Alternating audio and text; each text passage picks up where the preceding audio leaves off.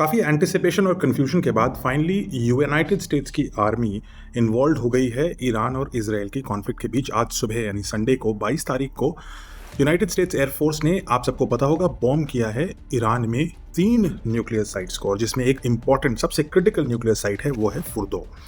अब फुर्दो की जो साइट है वो तेहरान से ज़्यादा दूर नहीं है, लेकिन इंटरेस्टिंग बात ये थी कि ये जो न्यूक्लियर साइट है इसको ऐसा माना जाता था कि इसका डिफेंस इतना स्ट्रांग है कि इसको अटैक करना लगभग नामुमकिन है।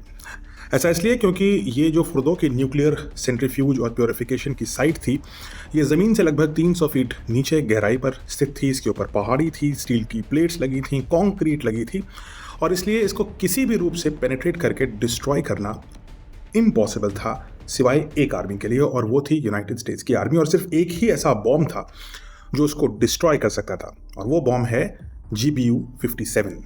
इसे मैसिव ऑर्डिनेंस पेनिट्रेटर यानी MOP के नाम से भी जाना जाता है। तो क्या इंटरेस्टिंग है इसके बारे में, पहली बात तो ये है कि 15,000 किलोग्राम का एक बम होता है ये, और हर एक साइड पे मिनिमम 2 बम डाले जाते हैं।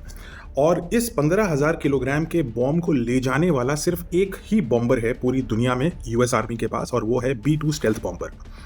B-2 स्टेल्थ बॉम्बर, एक सिंगल बॉम्बर का कॉस्ट लगभग 20,000 करोड़ रुपए है। यानी इसे अगर हम तेजस से कंपेयर करें तो तेजस के मुकाबले ये 40 गुना ज़्यादा महंगा है।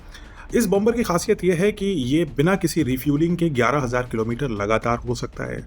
इसमें 2 पायलट उड़ाते हैं इसको, और उनके सोने की व्यवस्था होती है, और कई बार 2 शिफ्ट के पायलट इसके साथ चलते हैं।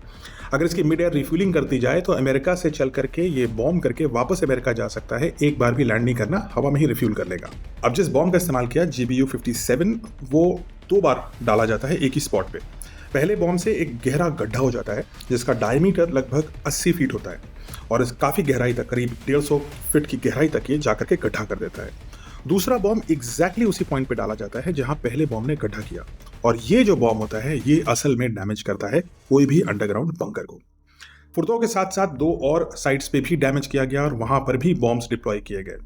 वो 2 साइट्स हैं नतान्ज और इस्फहान। नतान्ज पे इजराइल ने भी बॉम्बिंग करी है।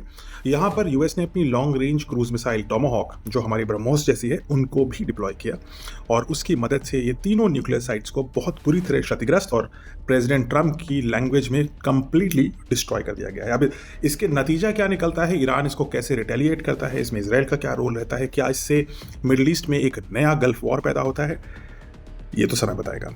लेकिन फिलहाल US ने अपनी टेक्नोलॉजिकल प्रावेस से B-2 बॉम्बर, जो दुनिया का सबसे अच्छा बॉम्बर माना जाता है 20,000 करोड़ का, और दुनिया का सबसे पावरफुल बॉम्ब GBU-57 को डिप्लॉय कर दिया है इस नए वॉर में।